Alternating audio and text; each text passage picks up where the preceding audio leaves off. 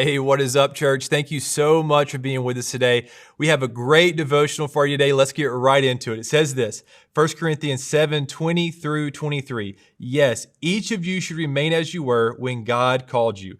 Are you a slave? Don't let that worry you. But if you get a chance to be free, take it. And remember, if you were a slave when the Lord called you, you are now free in the Lord. And if you were free when the Lord called you, you are now a slave of Christ. God paid a high price for you, so don't be enslaved by this world. You know, what Paul is talking about is being unique to you when Christ called you. And the first point I have here is you be you. You know, sometimes we get saved and we kind of have this misconception about what Christianity looks like. And what Paul is saying, hey, wherever God saved you, man, be who you are.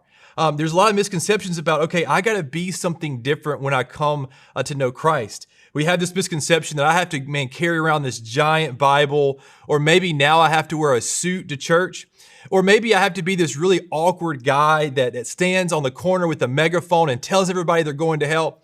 And here's the thing, if you carry a big Bible to church and you wear a suit, man, that's all good.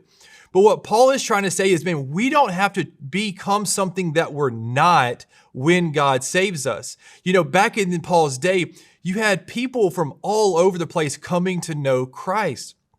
The thing was, in the Old Testament, you have the Jews, and the salvation was for the Jews. And so the big question was, okay, now that I'm a Christian, do I need to go become a Jew and then become a Christian? Because the Gentiles, man, they were coming from a place where, man, they worshiped hundreds of God. So you had the Jews who were worshiping Yahweh in the Old Testament. Then you have the Gentiles who are worshiping all of these gods. And there was all of these questions about, man, what do I need to do to become a Christian?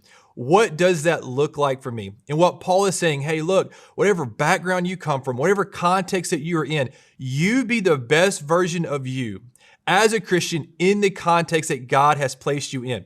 If you're a Gentile, you don't have to first become a Jew before you can become a Christian.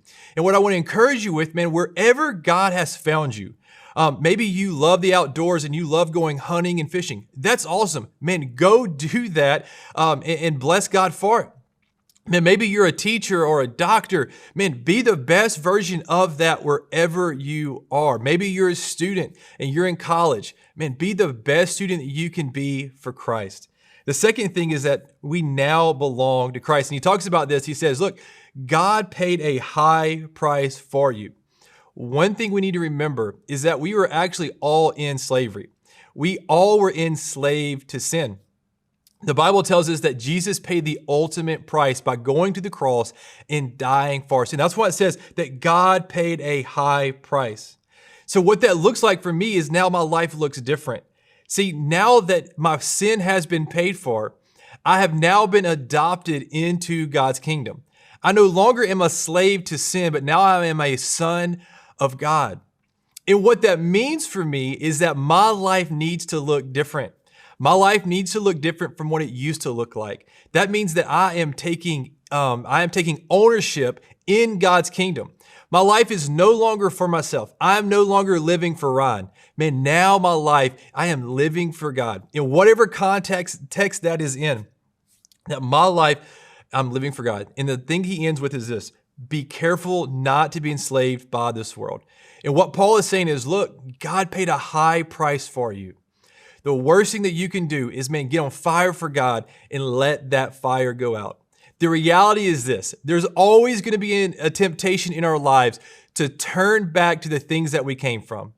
And that's why it's so important. Hey, man, God paid a high price for me. So now I'm going to live my life to honor him. The things that were, the sin that was in my past, man, I am leaving that stuff behind and I am moving forward in my walk with God. So my question for you is this: is there anything that you need to let go of?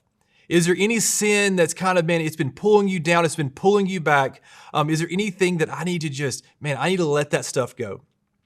And the second thing is this: man, you have a calling on your life. Man, you are no longer a slave of this world. You now belong to Christ. That means that, man, there is purpose.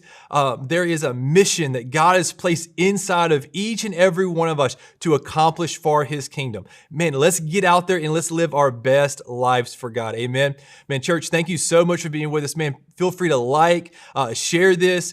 We love you so much. We look forward to seeing you back tomorrow.